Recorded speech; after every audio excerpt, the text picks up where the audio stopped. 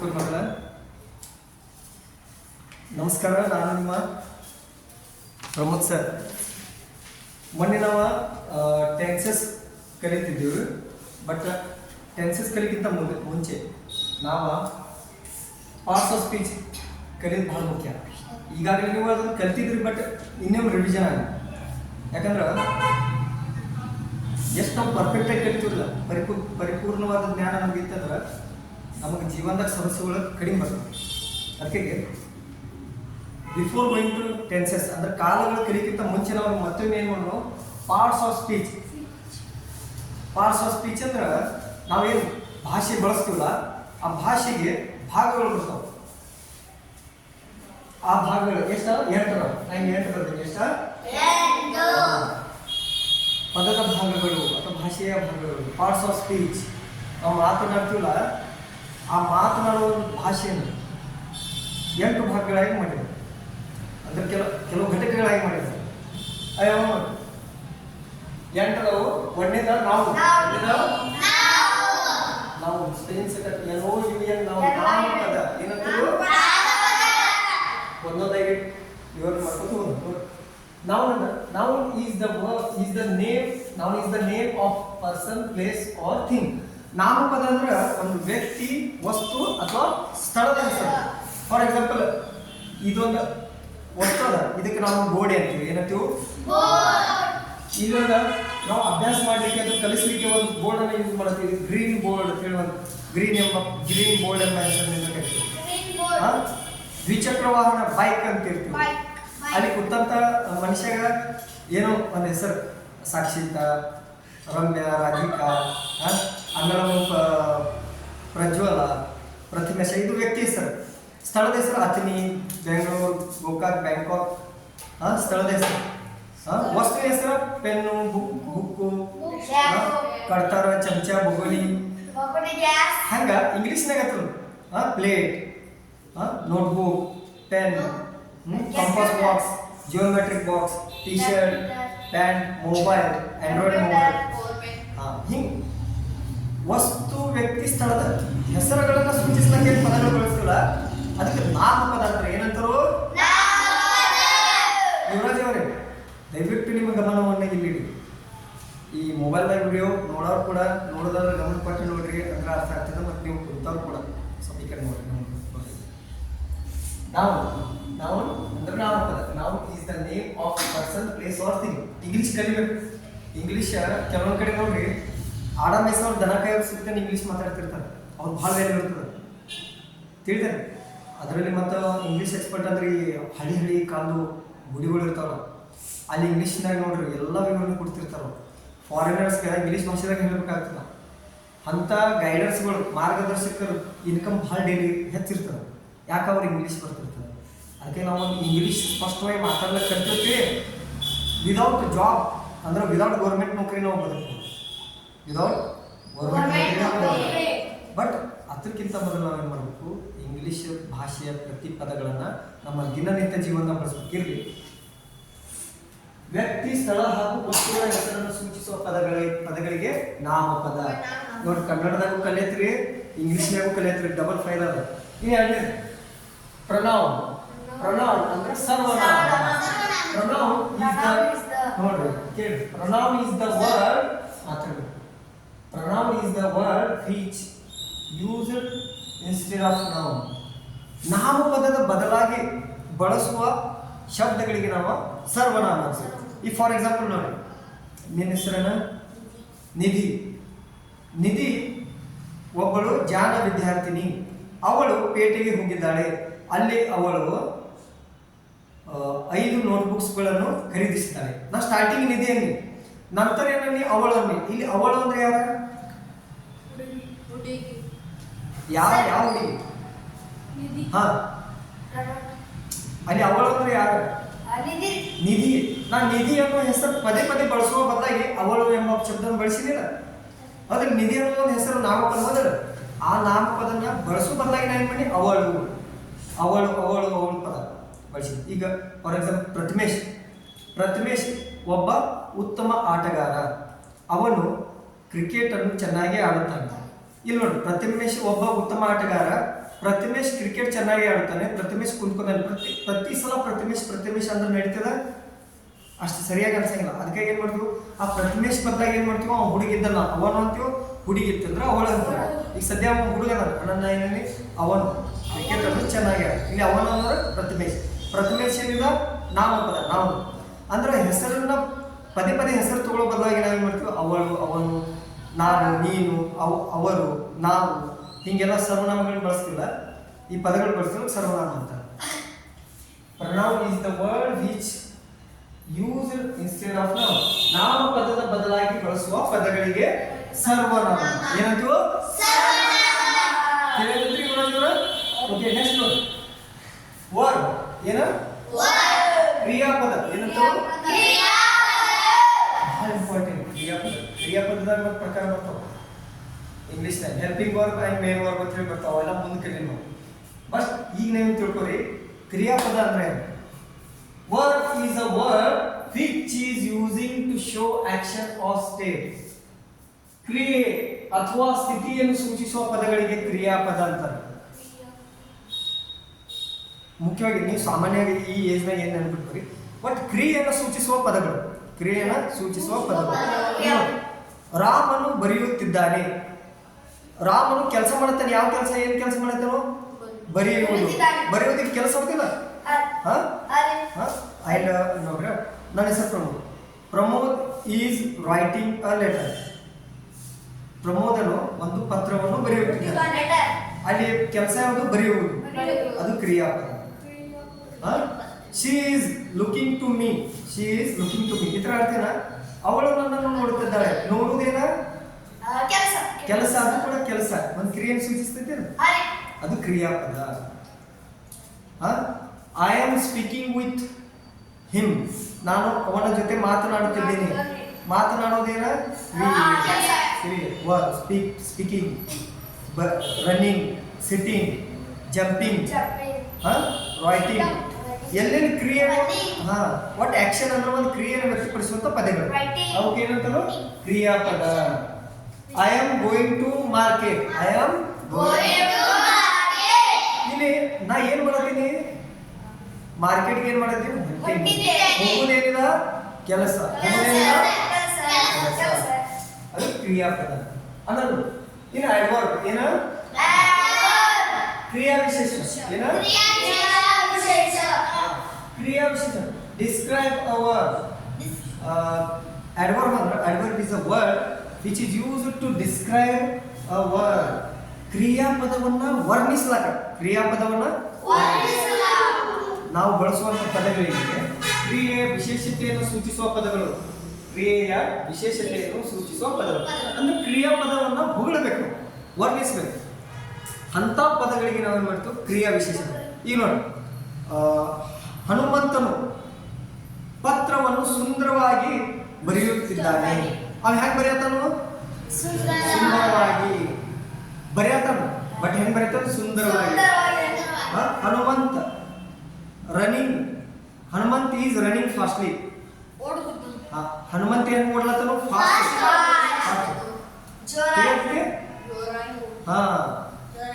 He is standing beautifully, he is standing beautifully. ಅವನು ನಿಂತಿದ್ದಾನೆ ಹೆಂಗ, ಬ್ಯೂಟಿಫುಲಿ, ಸುಂದರವಾಗಿ ನಿಂತಿದ್ದಾನು. ಹೆಂಗ್ ನಿಂತಿದ್ದಾನು, ಸುಂದರವಾಗಿ ನಿಂತಿದ್ದಾನು. ತಿಳಿಯತೈತಿ.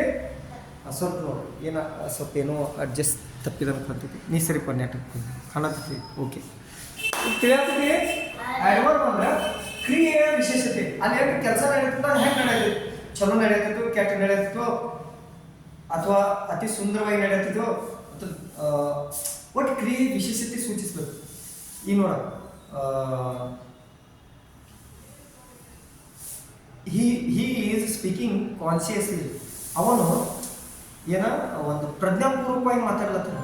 ಹೆಂಗೆ ಮಾತಾಡ್ಲತ್ತಾನ, ಇಲ್ಲಿ ಮಾತನಾಡೋದು ಕ್ರಿಯೆ, ಬಟ್ ಕಾನ್ಶಿಯಸ್ ಅನ್ನೋದೇನ ಅದು ಪ್ರಜ್ಞೆ ಅಥವಾ ವಿಶೇಷತೆಯನ್ನು ಸೂಚಿಸ್ತದೆ. He is sitting properly. ಅವನು ಪ್ರಾಪರ್ಲಿ ಅಂದ್ರೆ ವ್ಯವಸ್ಥಿತ, ಹೆಂಗೆ ಕೂತಾನು, ವ್ಯವಸ್ಥಿತವಾಗಿ ಕುಂತಿದ್ದಾನೆ. ಸರಿಯಾದ ಶೈಲಿಯಲ್ಲಿ ಕುಂತಿದ್ದಾನೆ. ಅವನು ಹೆಂಗೆ ಕುಂತಿದ್ದಾನೆ, ಸರಿಯಾದ ಶೈಲಿ. ತಿಳಿಯಾಗುತ್ತೆ. ಬಟ್ ಕ್ರಿಯೆ ವಿಶೇಷತೆಯನ್ನು ಸೂಚಿಸುವ ಪದಗಳಿಗೆ ಕ್ರಿಯಾ ವಿಶೇಷತೆ. ನಾ ಇವೆಲ್ಲ ನಿಮಗೆ ಒಮ್ಮೆ ಮಾಡ್ಕೊಂಡು ಸಪರೇಟ್ ಆಗಿ ಪ್ರತಿ ಒಂದೊಂದು ಪಾರ್ಟ್ಸ್ ಆಫ್ ಸ್ಪೀಚಿಗೆ ಎಕ್ಸ್ಟ್ರಾ ಉದಾಹರಣೆಗಳನ್ನ ಹಾಕಿ ತಿಳಿಸ್ತದೆ.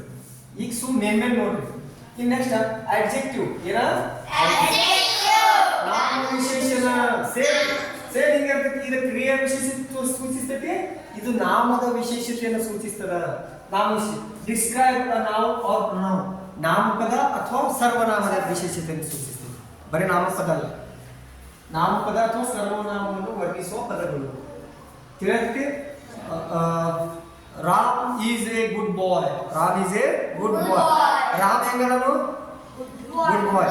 ರಾಮ್ ಅನ್ನೋದೇನ ನಾಮಪದ. ಗುಡ್ ಅನ್ನೋದೇನ ರಾಮನ ಹೊಗಳ್ತೈತಿಲ್ಲ, ರಾಮನ ವಿಶೇಷತೆಯನ್ನು ಸೂಚಿಸ್ತೈತಿಲ್ಲ.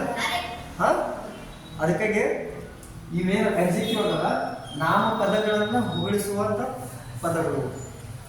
She is A brave girl. She is A brave girl. She ಅಂದ್ರ ಅವಳು ಯಾರು ಏನದಳು? ಬ್ರೇವ್ ಅದ. ಏನದಳು? ಧೈರ್ಯಶಾಲಿ ಅದಳು. ಏನದಳು? ಅಲ್ಲಿ ಬ್ರೇವ್ ಅನ್ನೋ ಪದ ಶಿ ಎಂಬ ಪದವನ್ನ, ಅವಳು ಎಂಬ ಪದವನ್ನ ಹೊಗಳ್ತದ, ವಿಶೇಷತೆಯನ್ನು ಸೂಚಿಸ್ತದಲ್ಲ. ಅದಕ್ಕಾಗಿ ಅಡ್ಜೆಕ್ಟಿವ್ ಅಂದ್ರ ನಾಮ ಅಥವಾ ಸರ್ವನಾಮಗಳನ್ನ ಹೊಗಳಿಸುವಂತ ಪದಗಳು. ಕನ್ನಡದಾಗ ಮತ್ತು ಇಂಗ್ಲೀಷ್ನಾಗ ಅರ್ಥ ತಿಳಿಯೋದಿತ್ತಿಲ್ಲ, ನಂತರ ನೀವು ಬೇಕಾದ್ರೆ ನೆನಪಿಟ್ಕೊಳ್ಳೋ ಬೈಕಟ್ ಮಾಡ್ರಿ ಅಥವಾ ತಿಳ್ಕೊಂಡು ಹೋದ್ರಿ ಆಗ್ಬೇಡಿ. ಬಟ್ ಈ ಥರ ಅರ್ಥ ಆಗುತ್ತೆ. ಈ ನೆಕ್ಸ್ಟ್ ಬರ್ದು ನಾವು ಹಳೆ ಪ್ರಿಪೋಸಿಷನ್. ಯಾವುದು ಯಾವುದು? ಪ್ರಿಪೋಸಿಷನ್ ನೋಡಿ. Preposition is a word which is using to show relation between nouns. Relation between noun. Preposition is a word which is using to show relation between noun. ನಾಮಪದಗಳ ಸಂಬಂಧವನ್ನು ಸೂಚಿಸುವ ಪದಗಳು. ನಾಮಪದಗಳ ಸಂಬಂಧವನ್ನು ಸೂಚಿಸುವ ಪದಗಳು. For example on, in, under, between. ಈ ನೋಡಿ, Rahul Naitik sitting between Prajwal and Nidhi. Naitik is sitting between Prajwal and Nidhi. Naitik ಏನ್ ಮಾಡ್ಯಾನು? ಎಲ್ಲಿ ಕುಂತಾನು? ನೈತಿಕ ಎಲ್ಲಿ ಕುಂತಾನು? ನಿಧಿ ಮತ್ತು ಪ್ರಜ್ವಲ್ ಮಧ್ಯದಲ್ಲಿ. ಆ ಮಧ್ಯದಲ್ಲಿ ಏನೋ ಪದ ಬಿಟ್ವೀನ್. ಏನ? The book is on the table. The book is on the table. ಇಲ್ಲಿ ಬುಕ್ ಎಲ್ಲೈತಿ? ಮೇಲೆ. ಟೇಬಲ್ ಮೇಲೆ. ಇಲ್ಲಿ ಟೇಬಲ್ ಮತ್ತು ಬುಕ್ ಅನ್ನೋದು ನಾಮಪದ. ಬಟ್ ಆನ್ ಅನ್ನೋದೇನ? ಈ ಎರಡು ನಾಮಪದಗಳನ್ನ ಏನ್ ಮಾಡ್ತೈತಿ? ಸಂಬಂಧ ಸೂಚಿಸ್ತೈತಿ. ಏನ್ ಮಾಡ್ತೈತಿ? ತಿಳಿಯತೈತಿ. ಇನ್ ನೆಕ್ಸ್ಟ್ ಬರೋದು ಕಂಜಂಕ್ಷನ್. ಏನ್ ಬರೋದು? ಸಮುಚ್ಚಕಾವ್ಯಯ. ಏನ? ಸಮುಚ್ಚಕ. A word which joins words or sentence. ನೋಡಿ, ಪದ ಅಥವಾ ವಾಕ್ಯಗಳನ್ನು ಜೋಡಿಸುವ ಪದಗಳು. ಪದ ಅಥವಾ ವಾಕ್ಯಗಳನ್ನು ಜೋಡಿಸುವ ಪದಗಳು. ತಿಳಿಯುತ್ತೆ? ಈಗ ಪ್ರಜ್ವಲ್ ಅಂಡ್ ನೈತಿಕ್. ಪ್ರಜ್ವಲ್ ಅಂಡ್ ನೈತಿಕ್. ಇಲ್ಲಿ ಪ್ರಜ್ವಲ್ ಅನ್ನೋದು ಒಂದು ಪದ, ನೈತಿಕ ಅನ್ನೋದು ಪದ. ನಾಮಪದ ಇರಲಿ ಯಾವ ಪದ. ಆ ಇಬ್ರು ಜೋಡಿಸ್ಲಾಕ ನಾ ಯಾವ ಪದ ಬಳಸಿ? ಆ್ಯಂಡ್ ಬಳಸಿದಿಲ್ಲ. ಏನ್ ಬಳಸಿನಿ? And. Yuvraj is a good boy, but he is not coming to school.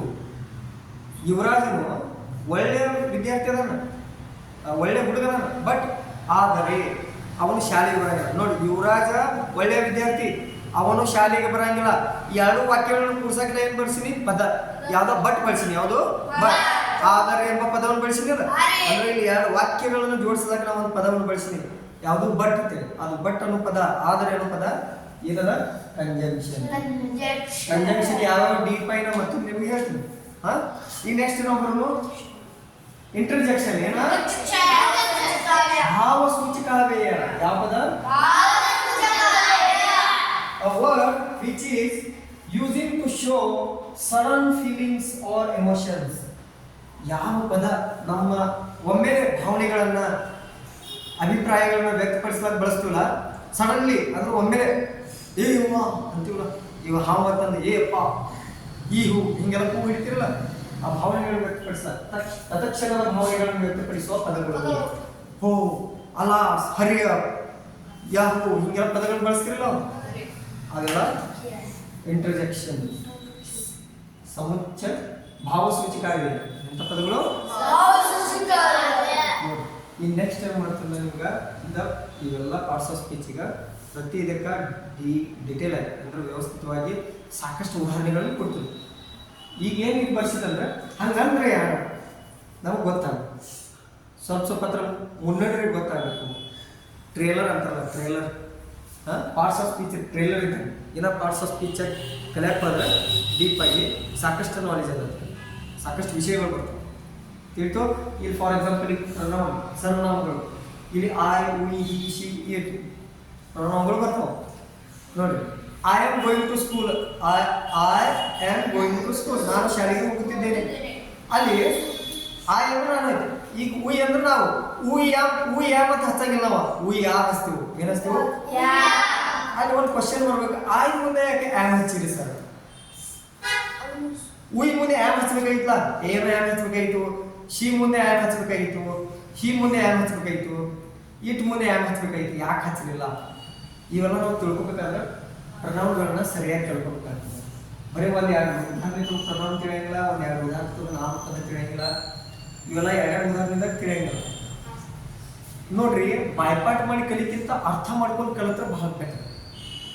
ಅರ್ಥ ಆಯಿತು, ಯಾವುದೇ ಅದು ವಸ್ತು ಇರಲಿ, ವ್ಯಕ್ತಿ ಇರಲಿ, ಸ್ಥಳ ಇರಲಿ, ಅದ್ರ ಬಗ್ಗೆ ನಮ್ಗೆ ಏನ್ರೆ ಮಾಹಿತಿ ಅರ್ಥ ಆಯ್ತು ಅಂದ್ರೆ ಶಾಶ್ವತವಾಗಿ ನೆನಪುಳಿದ್ರೆ. ಈಗ ನೀವು ಅಂದರೆ 4 4 ಕೂಡಿಸ್ರಿ 8 ಆಗ್ತದೆ ಬೈಪಾಟ್ ಮಾಡ್ತೀರ? ಇಲ್ಲ, ನಿಮ್ಗೆ ಅರ್ಥ ಆಗಿರ್ತದೆ 4 4 8 ಆಗ್ತದೆ ಅಂತೇಳಿ ಅರ್ಥ ಆಗಿರ್ತದೆ.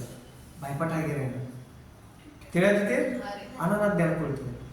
ನೀವು ಅಂತಿರಲ್ಲ ನನಗೆ ಸರ್ ಸಾಕಷ್ಟು ವಿಷಯಗಳು ನೆನಪಾಗತ್ತೀವಿ, ಅದು ಯಾವಾಗ ನೆನಪಾಗಿರ್ತೀವಿ ನೀವು ಅರ್ಥ ಮಾಡ್ಕೊಂಡಿರ್ತೀವಿ. ಅದ್ರ ಬಗ್ಗೆ ನೀವು ಪ್ರೀತಿ ಒಲಮೆ ಕಾಳಜಿ ತೋರಿಸಿರ್ತೀವಿ, ಆ ವಿಷಯ ಬಗ್ಗೆ ನೀವು ಆಸಕ್ತಿ ತೋರಿಸಿರ್ತೀವಿ. ಮತ್ತು ನೀವು ಯಾವ ವಿಷಯ ಬಗ್ಗೆ ನಿಮ್ಗೆ ಆಸಕ್ತಿ ಇರೋಂಗಿಲ್ಲ ಅದು ನಿಮ್ಗೆ ನೆನಪುಳಿಯಂಗಿಲ್ಲ. ಸೊ ಯಾವತ್ತೂ ಅಭ್ಯಾಸವನ್ನು ಆಸಕ್ತಿದಾಯಕವಾಗಿ ಮಾಡಬೇಕು. ತಿಳಿಯತ್ತೆ ಅಭ್ಯಾಸ ಬರ್ತಂದ್ರೆ ಮೂವತ್ತು ಹಿಂಗೆ ಉಚ್ಚಾರಿರಂಗ ಏನು ಶಗಣ ಹಾಕ್ಲಾಕತ್ತಿರ್ತಿಲ್ಲ ಮಾಡಬಾರ್ದು. ಅಭ್ಯಾಸ ಅಂದ್ರೆ ಅಗ್ದಿ ಖುಷಿ ಪಡ್ಬೇಕು. ನೀವು ಇಟ್ಟೆಲ್ಲ ಧಿಗಾರ ಕಲಿಪ ಅಂದ್ರೆ ಬೇಡ, ಒಂದು 4 ಲೈನ್ ಕಲೀನು, ಬಟ್ ಖುಷಿದಿಂದ ಕಲೀನು. ಹೆಂಗೆ ಕಲೀನು? ಖುಷಿದಿಂದ ಕಲೀನು, ಟೆನ್ಷನ್ ಮಾಡ್ಕೊಂಡು ಕಲಿಯಂಗಿಲ್ಲ. ಈಗ ಕೆಲವರು ನೋಡ್ರಿ IAS UPSC ಕೋಚಿಂಗ್ ಹುಡುಗರು ಹೋಗಿರ್ತಾವೆ, ಅವೇನು ಮಾಡ್ತಾವೆ ಒಂದು ಟ್ರೈನಿಂಗ್ ಹೋಗಿ ಬಂದು ಪುಸ್ತಕ ಓದಿ ತಲೆ ಕೆಟ್ಟಂಗೆ ಮಾಡ್ತಿರ್ತಾವೆ. ಬಂದ ನಂತರ ಯಾರಿಗೂ ಮಾತಾಡ್ಸಂಗಿಲ್ಲ, ಚಶ್ಮಾ ಬಂದಿರ್ತೈತಿ, ಸತ್ತ ಮುಖಗಳಾಗಿರ್ತಾವೆ. ತಲೆ ಕೆಟ್ಟು ಓದಬಾರ್ದು. ಫಾರ್ ಎಕ್ಸಾಂಪಲ್ ನೋಡಿ, ಡಾಕ್ಟರ್ ಬಾಬಾ ಸಾಹೇಬ್ ಅಂಬೇಡ್ಕರ್ ಅವರು ಎಷ್ಟೋ ಪದವಿಗಳನ್ನು ಓದಿರು, ಆದ್ರೆ ಮುಖದ ಮೇಲೆ ಕಳೆ ಹೆಂಗಿತ್ತು? ಸ್ವಾಮಿ ವಿವೇಕಾನಂದರಿಂದ ಕಳೆ ತೇಜಸ್ ಅಗದಿ ಸೂರ್ಯ ಹೊಳ್ದಂಗಿತ್ತಿಲ್ಲ, ಏನು ತಲೆ ಕೆಟ್ಟಂಗಿತ್ತು? ಇಲ್ಲ. ಓದುದು ತಲೆ ಕೆಟ್ಟಲ್ಲ, ತಲೆ ಚಲೋ ಅಲ್ಲ. ತಿಳಿಯತ್ತಲ್ಲ ನಮ್ಮ ಮಿದುಳು ಕ್ವಾಲಿಟಿ ಹೆಚ್ಚಾಗಕ್ಕೆ ಓದ್ಬೇಕು ಹೊರತಾಗಿ ನಮ್ಮ ಮಿದುಳು ಹಾಳಾಗಿ ಕುಡುಕರಲ್ಲಿ ಆಗಿರ್ತೈತಿಲ್ಲ, ತಲೆ ಕೆಟ್ಟಂಗೆ ಹಂಗಾಗಿರ್ಬೋದು. ಅದಕ್ಕೆ ಓದೋದ್ನಾಗ ಯಾವತ್ತೂ ಟೆನ್ಷನ್ ಮಾಡ್ಕೋಬೋದು. ಇದು ನನಗಾಗಿ ಇದನ್ನು ಓದಿದೆ ಅಂದರೆ ನನ್ನ ಜೀವನ ಉದ್ಧಾರ ಆಗ್ತೈತಿ. ಈ ಭಾವನೆ ಇಟ್ಟಾಗ ನೀವು ಅಭ್ಯಾಸ ಮಾಡಿರಿ, ಖಂಡಿತವಾಗಿ ನೀವು ಜೀವನದಾಗ ಪ್ರಗತಿ ಕಾಣ್ತೀವಿ. ಮತ್ತು ಇದು ಮಾಡ್ಸತ್ತರಪ್ಪ, ನಮ್ಮ ಮನೆಯವ್ರು ತಂದು ಅಭ್ಯಾಸ ಹಚ್ಚಾರಪ್ಪ, ನಾ ಇದು ಯಾಕೆ ಮಾಡಲಿಪ್ಪ ಹಿಂಗೆ ಪಾಪ ಮಾಡಿ ಅಂದ್ರೆ ನಂತ ಪ್ಯಾ ಹೌದು, ಜೀವನದಾಗ ಭಾಳ ಕಡೆ ಜವಾಬ್ದಾರಿ ಬಂದಿರ್ತಾವೆ. ಅವ್ರ ಪಗಾರ ಕಡಿಮೆ, ಜವಾಬ್ದಾರಿ ಜಾಸ್ತಿ, ಖರ್ಚು ಜಾಸ್ತಿ, ನಿಭಾಯಿಸ್ತಾ ಕಡಿಮೆ. ಅದಕ್ಕಾಗಿ ಒಂದು ಐಡಿಯಾ ಹೇಳ್ತೀನಿ, ಒಂದು ಯಾವುದೋ ಒಂದು ವಿಷಯದಾಗ ಎಕ್ಸ್ಪರ್ಟ್ ಆಗ್ತದೆ. ಆ ಥರ ಮೇನ್ ಅಂದ್ರೆ ಕನ್ನಡ, ಇಂಗ್ಲೀಷ್ ಅಂದ್ರೆ ಕನ್ನಡದ ವ್ಯಾಕರಣ, ಇಂಗ್ಲೀಷ್ ವ್ಯಾಕರಣ, ಗಣಿತ, ವಿಜ್ಞಾನ ಇವಂತೂ ಬೇಕು. ಸಮಾಜವಾಗ ಬೇಕು, ಬಟ್ ನೆಸಸರಿ ಅಂದ್ರೆ ಇವು ಬೇಕು. ಎಲ್ಲ ವಿಷಯಗಳು ಬೇಕು. ಬಟ್ ಈಗಿನ ದಿನಬಂದಾಗ ಏನಕ್ಕೆ maths, science and English very important subjects. But ನೀವು 10th ಮಟ್ಟ ಸಮಾಜ ಐತಿ, ಹಿಂದಿ ಐತಿ, ನೆಗ್ಲಿಜೆನ್ಸಿ ಮಾಡೋಂಗಿಲ್ಲ. 10th ಪ್ರತಿ ವಿಷಯದ ಅಂಕಗಳು ಉಪಯುಕ್ತ. ಕೆಲವರು ಏನು ಮಾಡ್ತಾರೆ, ಮ್ಯಾಥ್ಸ್, ಸೈನ್ಸ್ ಆ್ಯಂಡ್ ಇಂಗ್ಲೀಷ್ ಅಭ್ಯಾಸ ಮಾಡ್ತಾರೆ, ಬಟ್ ಹಿಂದಿದ ಪರ್ಸೆಂಟೇಜ್ ಕಡಿಮೆ ಆಗ್ತೈತಿ. ಅವಾಗ ಟೋಟಲ್ ಪರ್ಸೆಂಟೇಜ್ದಾಗ ಮಾರ್ಕ್ಸ್ ಹೊಡೆದುಕೊಂಡಿರ್ತಾವೆ. ಅವಾಗ ಹಿಂದಿ ಇದ್ರೂ ಅದು ಪೂರ್ಣ ಓದಬೇಕು, ಕನ್ನಡ ಇದ್ರೂ ಪೂರ್ಣ ಓದಬೇಕು. ತಿಳ್ಕೊ, ಗಣಿತದಾಗ 100 ತೊಗೊಂಡು, ಇಂಗ್ಲೀಷ್ನಾಗ 100 ತೊಗೊಂಡು, ವಿಜ್ಞಾನ 100 ತೊಗೊಂಡು, 300 ತೊಗೊಂಡು, 600 ಪೈಕಿ 300 ಆಲಿಸಿಕೋ. ಹಿಂದಿದಾಗ ಕಡಿಮೆ ತೊಗೋತ, 50 ತೊಗೋತ, ಸಮಾಜದಾಗ 50 ತೊಗೋತ, ಕನ್ನಡದಾಗ 50 ತೊಗೋತ. ಏನು ನೋಡ್ಕೊ, ಟೋಟಲ್ ಪರ್ಸೆಂಟೇಜ್ ಏನಾಗ್ತೈತಿ? ಇಡೀ ಟೋಟಲ್ ಮಾರ್ಕ್ಸ್ ಕೂಡ ಪರ್ಸೆಂಟೇಜ್ ತೆಗಿತಿರ್ತಾರಲ್ಲ, ಆಮೇಲೆ ನಿಮ್ಮ ಕಾಲೇಜ್ದಾಗ ಅಥವಾ ಗೌರ್ಮೆಂಟ್ ಜಾಬ್ ಸಿಗುತ್ತೆ, ಪರ್ಸೆಂಟೇಜ್ ನೋಡಿ ಜಾಬ್ ಕೊಡ್ತಾರೆ. ನೀವು ಒಂದೇ ವಿಷಯದಾಗ ಎಕ್ಸ್ಟ್ರಾ ಹೆಚ್ಚು ಮಾಡಿ ಸಿಗಂಗಿಲ್ಲ. ಓವರ್ ಆಲ್ ಸಬ್ಜೆಕ್ಟ್ ಅಥವಾ ಟೋಟಲ್ ಪರ್ಸೆಂಟೇಜ್ ಹಿಡಿತಾರೆ. ಅದಕ್ಕೆ ಪ್ರತಿ ವಿಷಯ ಓದಬೇಕು. ನಿಮಗೆ ಆಸಕ್ತಿ ಯಾವ್ದಾದ್ರು ಒಂದು ವಿಷಯದ ಬಗ್ಗೆ ಇರಲಿ, ಬಟ್ ಅಭ್ಯಾಸ ಮಾಡೋದೇ ಪ್ರತಿ ವಿಷಯ ಮಾಡ್ತೀವಿ. ನಂತರ 10th ಆದ ನಂತರ ನೀವೊಂದು ಯಾವುದೇ ವಿಷಯದಾಗ ಸ್ಪೆಷಲೈಸೇಷನ್ ಮಾಡಿ. 10th ಆಗಿದ ನಂತರ PUC ಆದ ಹಾಂ ಹತ್ರ ಹಿಂಗೆ ಎಕ್ಸ್ಪರ್ಟ್ ಆಗೋದಿಲ್ಲ. ಅದ್ರ ಮೇಲೆ ನಿಮಗೆ ಜಾಬ್ ಗೌರ್ಮೆಂಟ್ ಸುತ್ಕೊಂಡು ಕರೆದು ಬಾಪ ನೀ ಜಾಬ್ ಮಾಡಬಾ ಅಂತ ಹೇಳಿ ಕೊಡ್ಬೇಕು. ಆ ರೀತಿ ತಯಾರಾಗಿರ್ಬೇಕು. ಹಾಂ ಓಕೆ, ಥ್ಯಾಂಕ್ ಯು.